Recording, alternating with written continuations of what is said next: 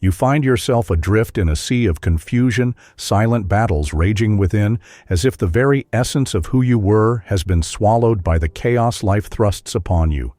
Isn't this the quiet agony that gnaws at your spirit, the slow erasure of your own identity? You wander through days, burdened by that haze, forgetting the contours and colors of your former self, that version which once held promise, clarity, and strength. Tell me, have you paused long enough to ask, who did I once dare to be before the storms broke my resolve?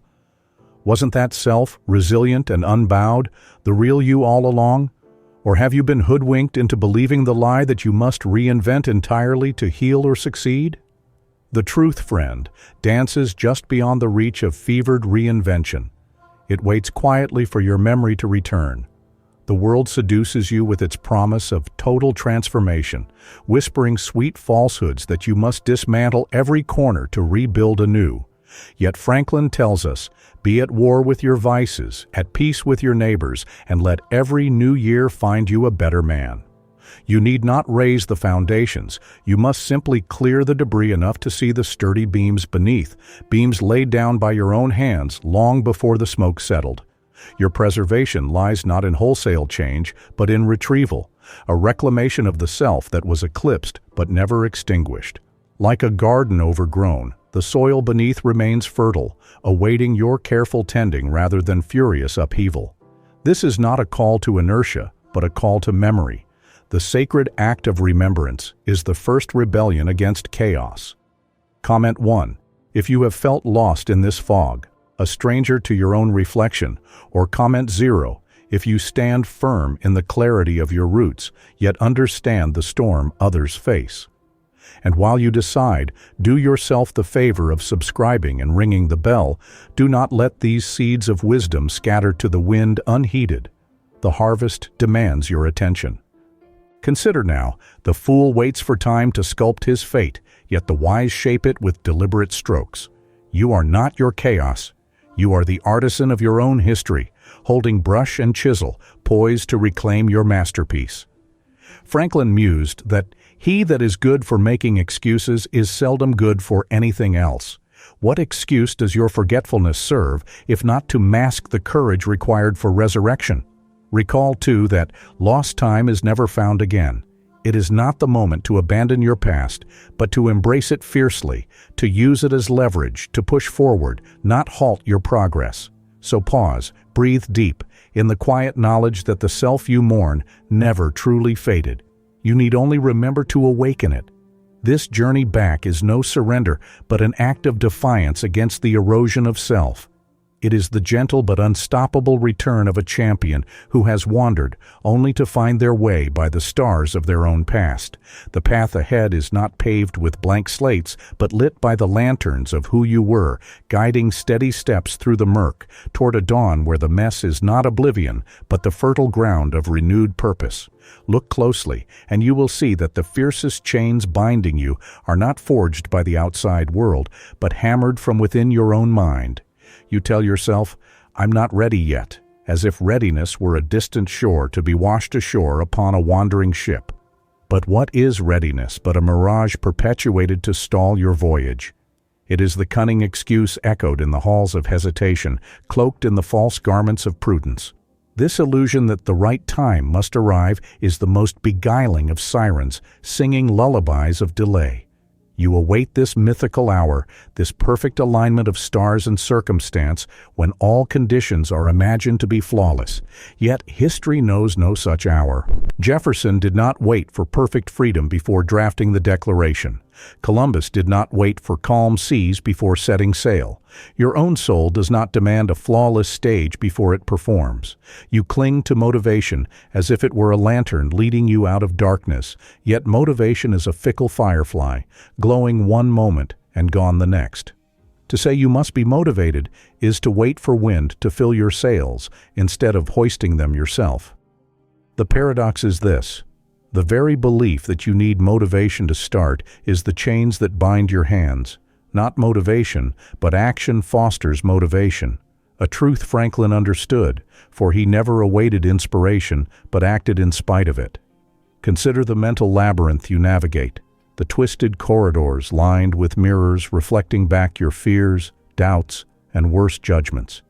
Each echo in this hall whispers, "You are insufficient, unprepared, ineffective." These mantras have become the architect of your self-image, building walls so thick they obscure the window to your potential. In this prison of thought, your feet grow roots in the floor of inertia. This is the quiet tyranny of false belief. It convinces you that your current condition is the sum of your value, that this moment's weakness defines your enduring self. It is the invisible hand that erodes your will until all that is left is a shadow, a hollowing of the vigor and promise you once carried like a sacred torch. Think of a garden, neglected not because the soil is barren, but because the gardener believed the weeds too dense to act, that the effort was not worthwhile until the moment was perfect. Each day of delay is soil wasted, nutrients lost, sunlight foregone. The weeds grow taller, yes, but it is in the gardener's first stroke of the hoe that the fight begins. Waiting only lets the weeds claim more territory. The exact solution you envision, an immaculate transformation, a perfect preparation, the flawless spark of motivation, is the very mechanism of your stasis. You have, in your attempt to leap beyond discomfort, created a moat of procrastination wide and deep, believing it to be a shield rather than a barrier to your progress. Franklin warns us, you may delay, but time will not.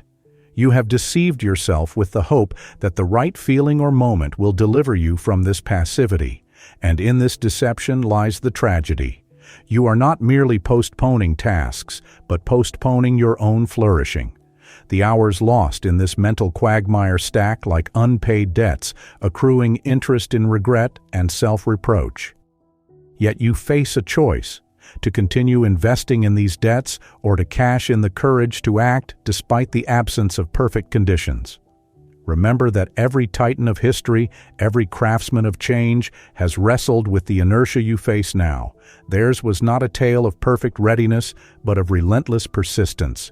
Energy and persistence conquer all things, Franklin said, a testament not to waiting, but to doing. So what is the cost of your entrapment? It is the slow bleed of possibility, the fading of the signal beneath the noise of excuses. It is the quiet erasure of your own story, written blank page by blank page through inaction. Ask yourself, if I continue to feed this cycle of mental delay, what portrait do I paint of my life?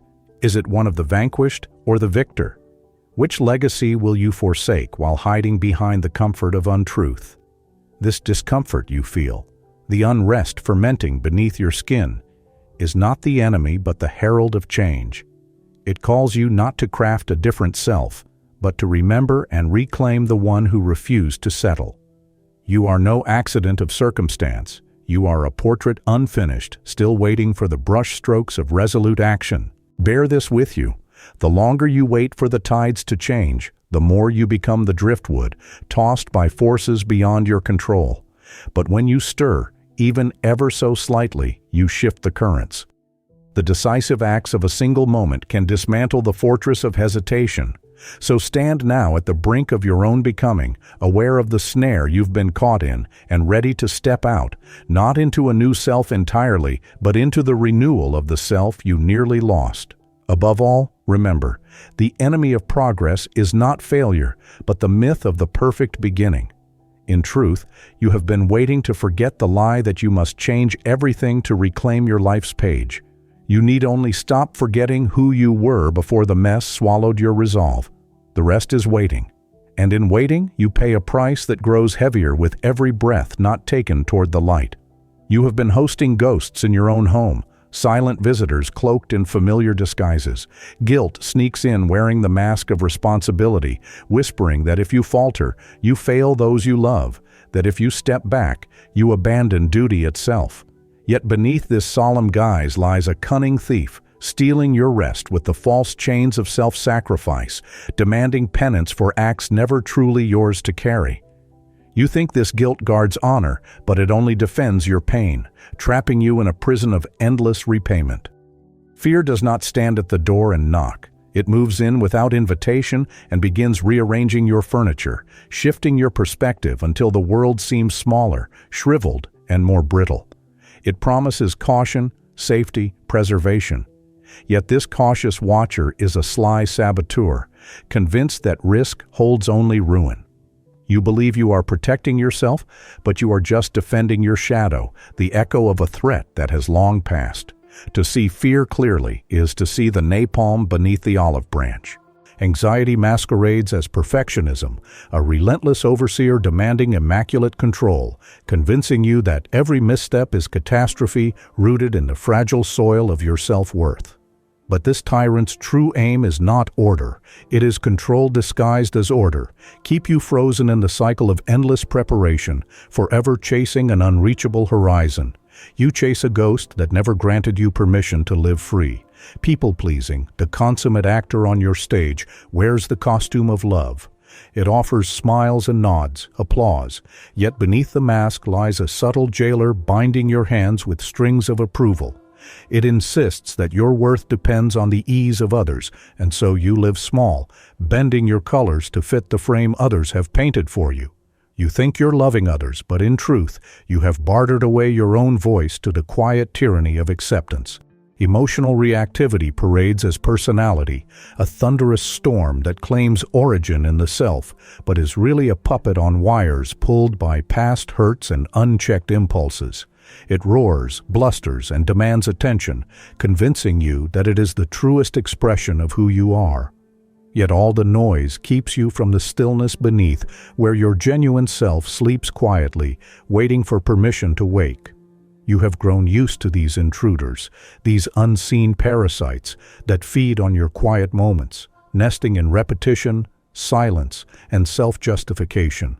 They thrive there where light is scarce, drawing strength from the very habits you mistake for identity. Imagine these feelings as cunning thieves, shadows slipping in under the cover of night, picking the lock on your resolve, stealing the keys to your freedom. You recognize the disguise because it wears the proof of your own hands, long familiar habits grown into second skin. Look closer, and you see how guilt settles not to help, but to suffocate. Fear does not shield but shackles. The quest for approval dims the very flame it claims to honor. These are not harmless feelings, but masks harboring captors. Consider the story of a small village where inhabitants kept their windows always shut, claiming it was for protection against storms. But the real tempest raged within. Inside, damp darkness crept and mold grew, unseen and unchallenged. One day, a child dared to open a window, and though rain lashed inside, the fresh air chased out the rot, revealing the decay they had dwelled with for years.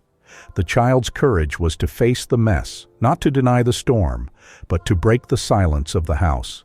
You stand now in your own room, windows shut tight. The guilt is rearranging the furniture of your thoughts. The fear is banging at the door with false promises. Anxiety tightens the locks, and people-pleasing hangs heavy curtains over the glass. Only your own courage can unlatch these bolts and let the light in. You have thought your emotional fires were the core of yourself, but often they are the smoke that blinds you to the flame beneath. To see these enemies as they are, tricks in the night, is to call a thief by name and reclaim your home. You believe you are a hostage to these feelings, but this belief is the jailer's lie.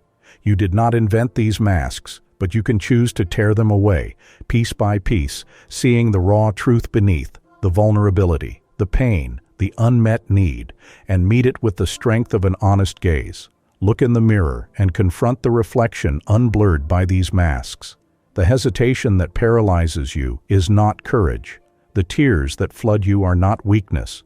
The voices that criticize are not truth, but echoes of past deceits trying to command your room.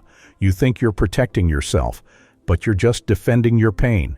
You think you're responsible, but you're shouldering burdens that belong to no one but shadows.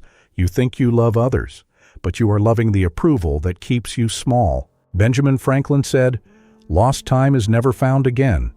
Have you been trading moments with unseen thieves, unaware of the currency being spent? You have negotiated with these guests long enough, but they have no title to your room. The freedom you seek is on the other side of unmasking. Not denial, not dismissal, but bold recognition and willingness to stand face to face with these intruders. Pull back the curtains and let your true self breathe. Remember, he that is good for making excuses is seldom good for anything else. Your excuses are the thieves' alibis, letting them slip by unnoticed while you remain a prisoner in your own heart. So here is the mirror moment. Right now, pause and feel the weight of these deceptions. Do you recognize the silent enemy that has marched unchallenged in your daily life? Their footprints may be faint, but they lead directly into the fortress of your emotional captivity. One more story.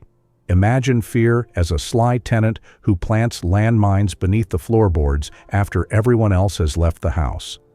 The owner, cautiously stepping, hesitates at each creak, not because danger is certain, but because the fear's sabotage lingers in every shadow. This tenant never pays rent but demands vigilance and sows doubt. Yet when confronted with light, the tenant flees, for no shadow can survive the day. You have the key to turn on the lights. You need only choose to do so. You've been negotiating with what was only meant to be faced. Now it's time. Not to run, not to wait, but to stop letting these shadows command your steps. You no longer need to win out loud.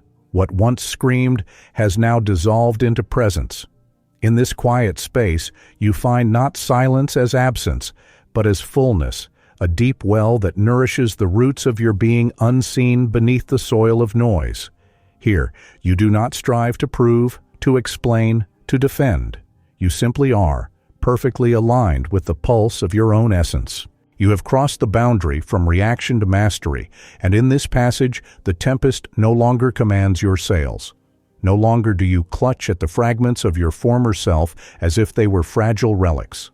Instead, you carry within the unshakable core that was never lost, only waiting patiently behind the veil of chaos and confusion. This is the stillness born of strength, where peace is no concession but a sovereign state. You move not with the urgency of the frantic, but with the surety of one who governs from within. Your presence is not an announcement but a quiet symphony, notes without sound, rhythms unspoken but deeply felt. It is the language of the unseen judge, of the inner witness who holds no menus of comparison, but only the clear mirror of your true face. If this silent path has spoken to your heart, then sign up for this refuge where words don't shout, they just remind you of what you already know. Activate the bell to be called back to yourself at the right time. And if this video was a mirror and not just content, honor this encounter with a generous donation of $100. Not as payment, but as an invisible seal between minds walking in the same direction. There is no need to cloak this mastery in spectacle. The victory lies in the unseen fortitude that draws no crowds and demands no praise. You have learned that fulfillment carries no trumpet, but beats steady like the grounding heart of a mountain. It asks nothing but the quiet witness of your own knowing. Within this subtle realm, you hold the strength of not reacting, the power of not explaining. A power not brittle but vast, like the silent ocean under a moonless sky. No longer do you chase a scattered self, for you are complete, ensconced in a timeless now that needs no drama to validate its depth. The invisible roots that sustain you spread like a secret web beneath every step, anchoring each movement in solidity, weaving resilience into the fabric of your days. Presence is your new name, a name spoken softly within, untouched by doubt or demand. You no longer need to be understood, you need to be whole. Those who win on the inside don't need to announce it on the outside. Your new name is presence, and presence is not up for debate.